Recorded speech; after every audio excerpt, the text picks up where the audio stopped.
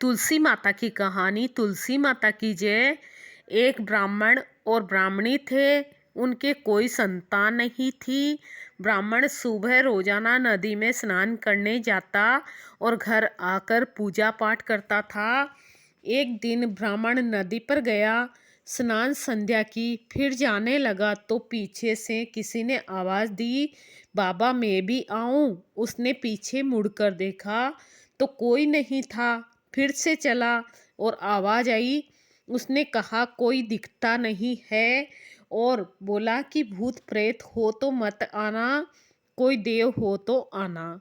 इतने में 5 वर्ष की कन्या आई और बोली, बाबा मैं आपके घर आऊं। उसने उसकी अंगुली पकड़ाई और उसको घर लाया। घर आने पर उसकी स्त्री बोली, यह कन्या किसकी है? वह बोली, माँ मैं तेरी हूँ। उसने ब्राह्मण से पूछा क्या बात है? ब्राह्मण ने सारी बात कह दी। उन दोनों ने उसे बेटी कहकर पुकारा। वे दोनों पति पत्नी खुश हुए और बोले, इसका नाम क्या रखें? ब्राह्मण बोला, इसका नाम तुलसी रख देते हैं।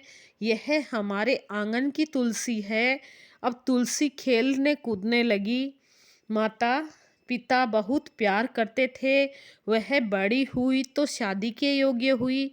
माता पिता चिंता करने लगे तो तुलसी बोली, मेरी चिंता मत करना, मुझे तो स्वयं भगवान श्री कृष्ण लेने आएंगे, तुम तैयारियां करो। शादी का मुहूर्त निकाला। कार्तिक सुदी एकादशी के दिन तुलसी की शालिग्राम जी के साथ शादी हुई और तुलसी जाने लगी। उसके माता पिता रोने लगे, बेटी हम तुम्हें कहाँ लेने आएंगे? तुलसी ने कहा, माता पिता आप मेरी चिंता मत करना, मेरा ससुराल द्वारका धाम है। आप जब याद करोगे तो मैं आ जाऊंगी। आप घर में तुलसी लगाना, उससे मन की शांति होती है, घर की शुद्धि होती है। आंगन की तुलसी को आप सदा रखना, उसकी पूजा अर्चना करना। जय माँ तुलसी। तुलसी माता की कहानी।